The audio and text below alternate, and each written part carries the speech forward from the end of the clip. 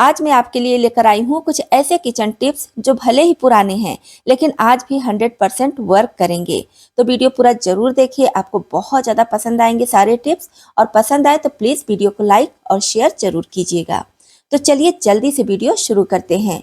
Video देखने से पहले हमेशा की तरह कमेंट बॉक्स में लिखकर ये बताना बिल्कुल ना भूलिएगा कि इस चैनल की वीडियोस आप किस शहर या फिर किस गांव से देख रहे हैं, जिसे मैं लिखकर आपको थैंक्स बोल सकूं। हम सभी के कपड़ों पर कभी न कभी किसी चीज का दाग जरूर लग जाता है। जैसे कि ये कॉलर आप देख पा रहे होंगे, शर्ट का कॉलर है और शर्ट काफी ज्यादा लाइट कलर का है। तो इसमें गंदगी बहुत ज्यादा पता चलती है, खासकर कॉलर बहुत जल्दी गंदा होता है। पूरा शर्ट तो गंदा नहीं होता है लेकिन कॉलर में ज्यादा गंदगी दिखती है, जैसा कि आप देख पा रहे होंगे। अभी जैसे सर्दी के समय बहुत सी जगह ऐसी है जहां पर धूप बिल्कुल भी नहीं निकल रही है, तो उसमें अगर कपड़े धुल देते हैं तो काफी ज्यादा दिक्कत होती है। तो आज की टिप जो है बहुत ज़्यादा खास है। इसमें पूरे शर्ट को धुलने की ज़रूरत नहीं पड़ेगी, सिर्फ दाग वाले भाग को या फिर जहाँ पर गंदा है वहाँ के भाग को आप साफ कर लेंगे। ना तो साबुन की ज़रूरत पड़ेगी और ना ही सर्फ की। इसे हम साफ करेंगे सिर्फ एक दवा के टेबलेट से। तो यहाँ पर कॉलर आप देख पा रहे होंगे कितना ज़्यादा गंदा है, तो इसे हम साफ करेंगे। इसके लिए हमें चाहिए कोई भी दवा का टैबलेट ले लीजिए और ध्यान रखिए कि व्हाइट टैबलेट हो। यहाँ पर कलरफुल टैबलेट का यूज़ नहीं कीजिएगा, नहीं तो उसका कलर इस पर लग जाएगा। व्हाइट टैबलेट आपको लेना है और जो कॉलर का गंदा वाला भाग है इस तरह से रब करेंगे। पूरे कॉलर पर लगाने की ज़रूरत नहीं है, जहाँ पर दाग धब्बा है या गंदगी दिख रही है वहाँ पर इस तरह से इसे रगड़ते हुए साफ करेंगे। तो दोस्तों बहुत ही बढ़िया टिप है। कभी कभी इमरजेंसी में हमारे पास साबुन सर्फ नहीं रहता है, खत्म हो जाता है, या कभी हमारे कपड़ों पर थोड़ा सा दाग धब्बा लग जाता है, उसे साफ करना जरूरी होता है, तब के लिए ये टिप बहुत ज्यादा काम की है। यहाँ पर आप कोई भी व्हाइट टैबलेट ले लीजिए, एक्सपायर है तो वो भी चलेगा। इस तरह से इसमें टैबलेट लगाने के बाद हल्के हाथ से रब करेंगे। आप चाहे तो यहाँ पर ब्रश भी लगा सकते हैं, लेकिन मैं ब्रश नहीं लगा रही हूँ, बस कॉलर से ही इस तरह से रब कर दे रही हूँ। कुछ सेकंड में ही देखेंगे कॉलर बहुत अच्छे से साफ हो चुका है। तो अब मैं इसमें नॉर्मल पानी डालकर आपको दिखा रही हूँ। देखिए, ना तो साबुन लगाने की जरूरत पड़ी है ना ही किसी तरह का सर्फ वगैरह, और कॉलर बहुत अच्छे से साफ हो चुका है। बहुत ज्यादा पानी का भी खर्चा नहीं हुआ है और हमें पूरा शर्ट भी धुलने की जरूरत नहीं पड़ी है। तो अगर आपके साथ भी ऐसी दिक्कत आती है, सिर्फ कॉलर साफ करना है या फिर कहीं दाग धब्बा लग गया है उसको साफ करना है, तब के लिए बहुत ही बढ़िया टिप है। इससे आपके साबुन सर्फ की तो बचत होगी ही, आपके कपड़े भी एकदम बढ़िया साफ चमकदार हो जाएंगे। दोस्तों उम्मीद करती हूँ ये वाली टिप आपके लिए बहुत ज़्यादा खास होगी। खास है तो प्लीज़ वीडियो को लाइक और शेयर जरूर कीजिएगा। चलिए बढ़ते हैं नेक्स्ट टिप की तरफ। किसी भी तरह का साग हो या फिर कोई भी पत्ते वाली चीज़ हो, जैसे कि ये मूली है और साथ में पत्ते भी हैं। तो अगर हम सुपर मॉल वगैरह से कोई भी सब्जी लाते हैं तो ज़्यादातर इस तरह के नेट में मिलती है, और नहीं भी मिलती है तो हमारे घरों में बहुत सारी ऐसी चीज़ें आती हैं जो नेट में ही रखी रहती हैं। तो नेट को बिल्कुल ना फेंकिए, अगर कभी किसी चीज़ के साथ आता है तो उसको संभाल कर रख लीजिए। इसमें साग वाली चीज़ें बहुत आसानी से धुल जाती हैं। जैसे कि ये मूली का पत्ता है, साथ में मूली है, तो इसी नेट के सहित मैं इसे टब वाले पानी में डाल दे रही हूँ। अच्छे से इसे सब तरफ से हिलाते हुए बढ़िया से धुलेंगे, और एक बार नहीं 3-4 बार कम से कम आपको धुलना है। इससे क्या होगा कि सारे पत्ते बहुत अच्छे से धुल जाएंगे और इसमें जो मिट्टी वगैरह रहेगी वो भी निकल जाएगी। खासकर चने और मेथी का साग धुलने में बहुत ज़्यादा दिक्कत होती है, पत्तियाँ काफ़ी ज़्यादा छोटी होती हैं तो उनके बहने का डर होता है। इस तरह से नेट में करके धुलेंगी तो एक भी पत्ती आपकी बेकार नहीं होगी और सारी पत्तियां बहुत अच्छे से साफ हो जाएंगी। बस आपको ये ध्यान रखना है कि नेट में खूब ज़्यादा साग एक साथ नहीं भरना है। अगर आप एक साथ भर देंगे तो भी अच्छे से साग नहीं धुल जाएगा। थोड़ा कम रखिएगा, मतलब आधे नेट तक रखिएगा, तो बहुत अच्छे से साग धुल जाता है। और ये प्रोसेस आपको तब तक करना है जब तक कि साग का पानी एकदम बढ़िया साफ न दिखने लगे। वैसे टैप के नीचे हम साग सब्जियां धुलते हैं तो पानी वेस्ट हो जाता है, सारा पानी ड्रेन एरिया में चला जाता है। इस तरह से टब या बाल्टी में करके धुलेंगे तो पानी का रीयूज कर सकते हैं। जैसे कि बहुत ज़्यादा मिट्टी वाला पानी है तब तो आप प्लांट्स में डाल दीजिए, लेकिन अगर थोड़ा साफ सुथरा पानी है तो आप उससे बालकनी या फिर बाहर में अगर धुलती हैं तो पानी से धुल सकती हैं। इससे पानी की वेस्टेज नहीं होगी और हमारी चीज़ें भी बहुत अच्छे से साफ हो जाएंगी। आई होप हर किचन के लिए, हर घर के लिए ये वाली टिप भी बहुत ज़्यादा यूज़फुल होगी। यूज़फुल हो तो प्लीज़ वीडियो को लाइक और शेयर जरूर कीजिएगा। लहसुन को अगर संभाल कर ना रखा जाए तो बहुत जल्दी से वो खराब होता है। खासकर इस समय का लहसुन और जल्दी खराब हो जाता है, सूख जाता है। तो इसको आप देख पा रहे होंगे मैं नेट में रखी हूँ। जब भी हम कोई सब्जी वगैरह मॉल से लाते हैं या फिर ज़्यादातर ग्रोसरी आइटम लेकर आते हैं तो उसके साथ भी ये वाला नेट होता है, इसमें चीज़ें रख के हमें मिलती हैं। वैसे हम इसको फेंक देते हैं, लेकिन इसको बिल्कुल ना फेंकिए। आप देख पा रहे होंगे मैं किस तरह से इसमें लहसुन रखी हूँ, और यहाँ पर मैं 2 नेट लगाई हूँ। इसलिए लगाई हूँ कि इसका छिलका अगर निकले तो फिर बाहर की तरफ ना गिरे, जिससे हमारा किचन या फिर फर्श वगैरह गंदा ना हो। आप अपनी ज़रूरत के हिसाब से 2-3 नेट लगा कर रखिए, फिर भी कोई दिक्कत नहीं होगी। लहसुन में हवा लगता रहेगा और लहसुन काफ़ी लंबे समय तक स्टोर रहेगा, और हमें दिख भी जाएगा कि लहसुन कितना बचा है या ख़त्म है। और इसमें मैं इस तरह से नॉट लगाकर किचन के दरवाजे के पीछे हैंग कर देती हूँ, जिससे किसी को दिखता भी नहीं है। और कैबिनेट वगैरह में नहीं रखिएगा, क्योंकि अगर डार्क जगह पर आप लहसुन को रखेंगे तो भी जल्दी ख़राब होता है। इस तरह से नॉट लगा कर रखेंगे तो बहुत आसानी से ये नॉट खुल भी जाता है, और इसमें हैंग करने का भी बन जाता है। अलग से आपको हैंग करने के लिए कुछ लेने की ज़रूरत नहीं है। बहुत ईजिली नॉट लग जाता है और खुल भी जाता है। कहने को छोटी सी टिप है, लेकिन बहुत कमाल की है, क्योंकि कई सारे घरों में मैं देखती हूँ लहसुन प्याज इतना ज़्यादा खराब होता है और उठाकर वो फेंक देते हैं। इससे पैसे की वेस्टेज तो होती ही है, कभी कभी इन्हीं सामानों के लिए हमें तरसना पड़ता है। तो इस तरह से जब आप चीज़ों को सुरक्षित करके रखेंगी तो आपकी चीज़ें लंबे समय तक सही रहेंगी, और आपका पैसा भी बचेगा और आपका सामान भी वेस्ट नहीं होगा। चलिए बढ़ते हैं नेक्स्ट टिप की तरफ। जब भी हम ऑयल में फ्राई करने वाली कोई भी चीज़ बनाते हैं तो ऑयल बहुत ज़्यादा सोक करती है। तो ऐसा क्या करें कि हमारी चीज़ें फ्राई भी हो जाए और ऑयल भी कम सोक करे। तो इसके लिए गरम ऑयल में आप डाल दीजिए चुटकी भर नमक। चुटकी भर नमक से ये होगा कि आप जो भी चीज़ें फ्राई करेंगी वो ऑयल बहुत कम सोखेगी। आपको यकीन नहीं हो रहा है तो आप पहले किसी कढ़ाई में नॉर्मल जितना ऑयल लेना है लेकर वही चीज़ फ्राई कीजिए, और फिर थोड़ा सा नमक डालकर फ्राई कीजिए, तो आपको अंतर पता चल जाएगा। नमक वाले ऑयल में जो चीज़ें हम फ्राई करेंगे वो चीज़ें ऑयल कम सोखेंगी। तो बहुत ही काम की टिप है हर किचन के लिए, इसको आप भी अपना कर ज़रूर देखिए। चलिए बढ़ते हैं नेक्स्ट टिप की तरफ। तो नेक्स्ट टिप हमारी बहुत ज़्यादा खास है घर के हर एक मेंबर के लिए। तो आप अगर इस टिप को देखेंगे ना तो अपनाए बिना रह नहीं पाएंगे।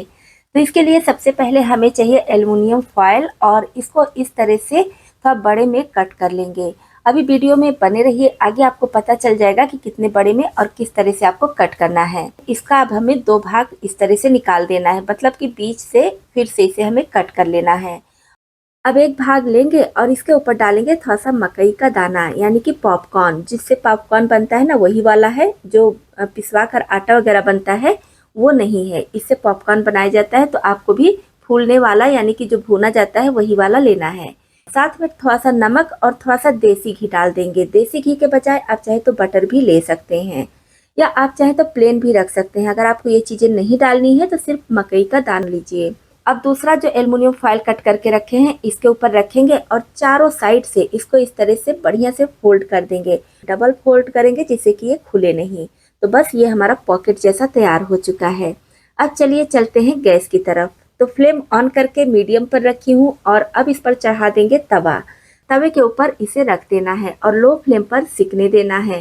ज़्यादा समय नहीं लगता है, 5 से 6 मिनट में फटाफट फूला फूला एकदम मार्केट जैसा या मार्केट से भी बहुत बढ़िया पॉपकॉर्न बनकर तैयार हो जाएगा। और इसमें सबसे अच्छी बात यह है कि पॉपकॉर्न इधर उधर फैलेगा नहीं। वैसे क्या होता है, अगर हम पॉपकॉर्न बर्तन में भूनते हैं तो थोड़ी सी सावधानी नहीं बरतते हैं तो इधर उधर फैल जाता है। तो इसमें पॉपकॉर्न आपका फैलेगा नहीं, और तवे पर आप इसको बहुत आसानी से भून सकते हैं। कोई भी बर्तन आपका गंदा नहीं होगा। फटाफट कम मेहनत और बिना बर्तन गंदा किए आप पॉपकॉर्न भूनकर तैयार कर लेंगे। जैसे जैसे पॉपकॉर्न भून रहा है, फूल रहा है, वैसे वैसे आवाज़ आप इसकी सुन पा रहे होंगे। और ये पैकेट देखिए पहले पिचका हुआ था, अभी फूल गया है। इसका मतलब सारा पॉपकॉर्न अच्छे से फट चुका है। तो बस फ्लेम ऑफ करके और इसको हम खोलकर देखेंगे तो देखिए कितना बढ़िया ये पॉपकॉर्न फूला है। गर्मा गर्म पॉपकॉर्न तैयार हो गया है। तो बस इस तरह से आप भी पॉपकॉर्न भूनकर तैयार कर सकते हैं, सिर्फ एल्युमिनियम फॉयल और तवे की मदद से। दोस्तों उम्मीद करती हूँ ये वाली टिप आपको बहुत ज़्यादा पसंद आई होगी। पसंद आई हो तो प्लीज़ वीडियो को लाइक और शेयर जरूर कर दीजिएगा। यहाँ पर आप देख पा रहे होंगे घड़ी के डिब्बे में मैं सुई और धागा रखी हूँ। तो ये टिप मैं आपके साथ पहले ही शेयर कर चुकी हूँ। बहुत कमाल की टिप है, आप चाहे तो पूरा वीडियो देख सकते हैं। तो यहाँ पर जो टिप है वो थोड़ा अलग है। जैसे कि किसी भी तरह का डिब्बा हो उसमें अगर हम धागा रखते हैं तो धागा खुल जाता है और एक में उलझ जाता है। अगर आपके पास थ्रेड बॉक्स है तो दिक्कत थोड़ी कम हो जाती है, उसमें भी धागा उलझता है लेकिन थोड़ा कम उलझता है, और नॉर्मल डिब्बे में आप रखते हैं तो बहुत ज़्यादा उलझ जाता है, तो निकालने में काफ़ी ज़्यादा समय चला जाता है और धागा भी बहुत मात्रा में बर्बाद हो जाता है। तो इसके लिए आप छोटी सी टिप अपनाइए।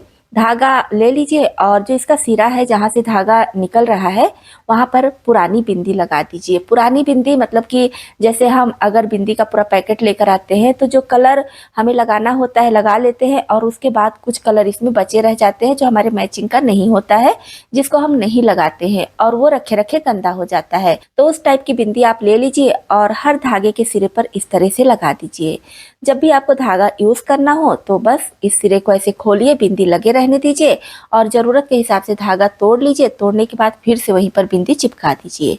तो बहुत ही बढ़िया टिप है, इससे धागा एक में उलझेगा नहीं और आपको इसका सिरा खोजने की भी ज़रूरत नहीं पड़ेगी। छोटी सी टिप है लेकिन बहुत कमाल की है, इसको आप भी अपना सकते हैं। इससे आपका काफ़ी ज़्यादा समय बचेगा, क्योंकि धागा अगर एक में उलझ जाता है तो धागा तो बर्बाद होता ही है, धागा खरीदने में हमारा पैसा भी जाता है, साथ ही साथ उसको सही करने के लिए हमें समय भी देना पड़ता है। तो एक बार इस टिप को आप जरूर अपना कर देखिए। चलिए देख लेते हैं अगली टिप।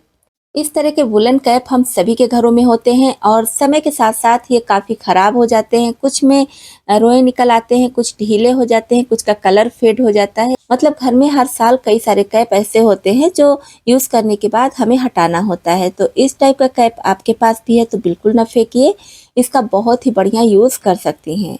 तो इसके लिए हमें चाहिए इस टाइप का कार्डबोर्ड का डिब्बा। आप कैप के हिसाब से डिब्बा ले लीजिए और इसके दोनों साइड्स को इस तरह से निकाल देंगे जैसा वीडियो में देख पा रहे होंगे। आप चाहे तो इसको भी निकाल दीजिए, किनारी वाला भी, लेकिन मैं इसी में रहने दे रही हूँ।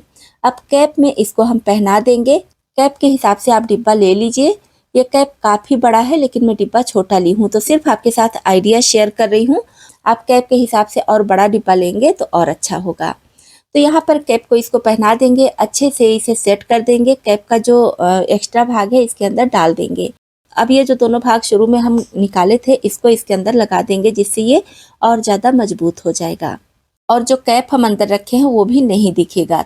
वैसे इस डिब्बे में हमें पेपर वगैरह लगाना पड़ता या पेंट करना पड़ता तो काफ़ी ज़्यादा मेहनत लगती और चीज़ें भी लगती, लेकिन ये बेकार कैप हम इसमें लगा दिए हैं जिससे डिब्बा देखने में अच्छा लग रहा है और हमारा कैप भी यूज़ में आ गया है। तो ये हमारा बनकर तैयार हो जाएगा, बहुत ही बढ़िया ऑर्गेनाइज़र। इसमें आप कोई भी चीज़ ऑर्गेनाइज करके रख सकते हैं, चाहे तो अपने किचन में रखिए छोटी छोटी डिब्बियाँ वगैरह, या फिर अपने हिसाब से अपनी पसंद की चीज़ें ऑर्गेनाइज करके रख सकती हैं। तो इस तरह से आपके घर में भी अगर पुराने कैप हैं जिनको आप फेंकना चाहती हैं तो फेंकने से पहले इस टिप को ज़रूर अपनाइए। ये वाली टिप हर किचन के लिए बहुत ज़्यादा खास है। जैसे कि आजकल इस टाइप का प्याज बहुत ज़्यादा आ रहा है, हम मार्केट से लेकर आते हैं, 2-4 दिन में ही देखते हैं प्याज इस तरह से हो जा रहा है। इस प्याज को वैसे तो फेंकना नहीं चाहिए। पहले मुझे नहीं पता था तो मैं क्या करती थी, इस प्याज को गमले वगैरह में लगा देती थी तो नया प्याज निकल आता था, या फिर स्प्रिंग ओनियन आसानी से मिल जाता था। तो कहा जाता है ये प्याज काफ़ी ज़्यादा हेल्दी होता है, इसे बिल्कुल भी नहीं फेंकना चाहिए, खाने में यूज़ कर लेना चाहिए। और कभी कभी हमारे पास स्प्रिंग ओनियन नहीं होता है, बहुत सारी ऐसी रेसिपीज़ होती हैं जिसमें स्प्रिंग ओनियन की ज़रूरत पड़ती है। तो ये जो प्याज होता है ये धीरे धीरे करके इसमें से स्प्रिंग ओनियन निकलता है, काफ़ी ज़्यादा समय लग जाता है। तो आज बहुत आसान तरीका आपके साथ शेयर कर रही हूँ जिससे 2 से 3 दिन में ही बहुत ही बढ़िया स्प्रिंग ओनियन तैयार हो जाएगा। इसके लिए आपको लेना है कोई कांच का बाउल, सॉरी बाउल नहीं है, ये कांच का जार है, छोटा सा कांच का जार है। आप चाहे तो कोई छोटा सा ग्लास वगैरह भी ले सकते हैं। इसमें हम पानी भर लेंगे और ये प्याज इसके ऊपर इस तरह से रख देंगे। 2 दिन में ही हम देखेंगे इसका रूट बहुत बड़ा हो जाएगा और जो प्याज है ये भी काफ़ी तेज़ी से बढ़ेगा। तो यहाँ पर देखिए 2 दिन के बाद मैं इसको दिखा रही हूँ, आप देख पा रहे होंगे कितना ज़्यादा इसका रूट बड़ा बड़ा हो गया है और पानी का कलर पूरी तरह से चेंज हो गया है, एकदम डार्क हो गया है। और प्याज भी देखिए दुगनी तेज़ी से बढ़ रहा है। अगर हम नॉर्मल रखे रहते तो इतनी तेज़ी से नहीं बढ़ता। अब आप चाहे तो इस प्याज को किसी गमले में लगा दीजिए या फिर मिट्टी है तो मिट्टी में लगा दीजिए, तो बहुत जल्दी से इसका ग्रोथ होगा और बहुत जल्दी से आपको स्प्रिंग ओनियन मिल जाएगा। मेरे पास देखिए एक प्याज और था तो इसको भी मैं इसी तरह से कांच के जार में करके रखी हूँ और इसमें भी बहुत जल्दी से स्प्रिंग ओनियन निकल आएगा। और देखिए ये 4-5 दिन हो गया मैं रखी थी तो इसमें देखिए कितना बढ़िया स्प्रिंग ओनियन निकला है, कितने जल्दी से इसका ग्रोथ हुआ है। तो इसका पानी डार्क नहीं है क्योंकि मैं पानी चेंज करती हूँ, पानी देखने में बहुत ख़राब लग रहा था और थोड़ा महक भी आ रहा था तो इसकी वजह से मैं पानी चेंज करती हूँ, फ्रेश पानी में रखी हूँ। लेकिन इसकी जो पत्तियां हैं बहुत अच्छे से ग्रोथ कर रही हैं और आप देख पा रहे होंगे कितनी बड़ी बड़ी पत्तियां हो गई हैं, कुछ दिन में ही और ज़्यादा बड़ी हो जाएंगी। तो मैं तो इसको पानी में ही ऐसे करके रखी थी, लेकिन आपके पास अगर जगह है तो आप मिट्टी में लगा दीजिएगा। तो इस तरह से आपके घर में जो नॉर्मल प्याज खाने के लिए आता है उससे नया प्याज तो निकल ही जाएगा, साथ ही साथ आप स्प्रिंग ओनियन भी तैयार कर सकते हैं। और किसी भी रेसिपी में अगर थोड़ा सा स्प्रिंग ओनियन का यूज़ करना है तो उतनी तो ये तैयार हो गई हैं। तो अभी मैं इसको अगर पानी में नहीं रखती तो पत्तियाँ काफ़ी छोटी छोटी रहती, पानी में रखने की वजह से पत्तियों का ग्रोथ बहुत बढ़िया हुआ है, जैसा कि आप देख पा रहे होंगे। तो दोस्तों, अगर आपके घर में भी इस टाइप का प्याज आ रहा है, आप भी स्प्रिंग ओनियन तैयार करना चाहते हैं, तो बस पानी में करके और 2-4 दिन में ही स्प्रिंग ओनियन तैयार कर सकते हैं। तो आपको ये टिप जरा सा भी पसंद आई हो तो प्लीज़ वीडियो को लाइक और शेयर जरूर कर दीजिएगा।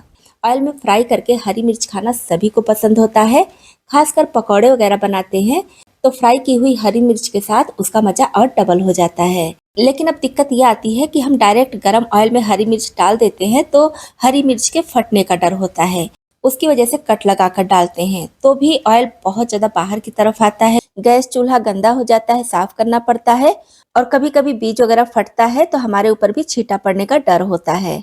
तो हरी मिर्च फ्राई करना बहुत ज़्यादा रिस्की होता है। तो आज बहुत आसान तरीका आपके साथ शेयर कर रही हूँ, जिससे आप किलो किलो हरी मिर्च फटाफट फ्राई कर लेंगे और बिना किसी नुकसान के।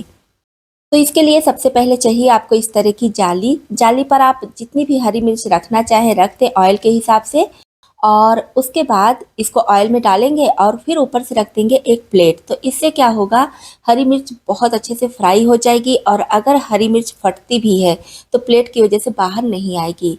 इस तरह से हरी मिर्च बहुत अच्छे से फ्राई होती है और इससे गैस भी खराब नहीं होगा, मतलब कि गैस पर तेल का छींटा वगैरह नहीं पड़ेगा।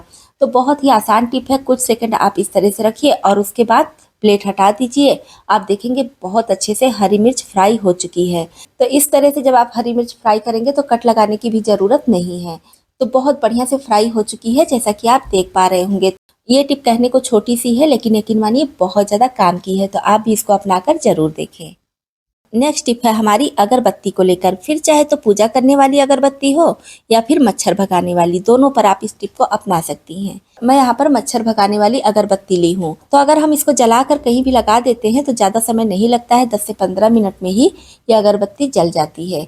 तो अगरबत्ती ज़्यादा समय के लिए जले, इसके लिए क्या करेंगे, लीजिए वैसलीन, कोई भी वैसलीन आप यहाँ पर ले लीजिए, एक्सपायर है तो उसको भी ले सकते हैं। अच्छे से अगरबत्ती में लगा दीजिए, जैसा कि आप वीडियो में देख पा रहे होंगे। बढ़िया से लगाने के बाद फिर आप इसको जलाइए। तो जहाँ ये अगरबत्ती 10 मिनट 15 मिनट जलती थी वहाँ आधे घंटे जलेगी। छोटी सी टिप है, इसको आप भी अपनाकर जरूर देखिए। तो दोस्तों, अगर आपको ये पुराने लेकिन बहुत काम के टिप्स पसंद आए हों तो प्लीज़ वीडियो को लाइक जरूर करें और चैनल को सब्सक्राइब करना बिल्कुल ना भूलें। ऐसे ही काम के और बहुत ही आसान टिप्स एंड ट्रिक्स देखने के लिए मेरे साथ जुड़े रहें। और हाँ, वीडियो अपने दोस्तों और फैमिली के साथ जरूर शेयर करें। फिर मिलते हैं अगले वीडियो में। धन्यवाद।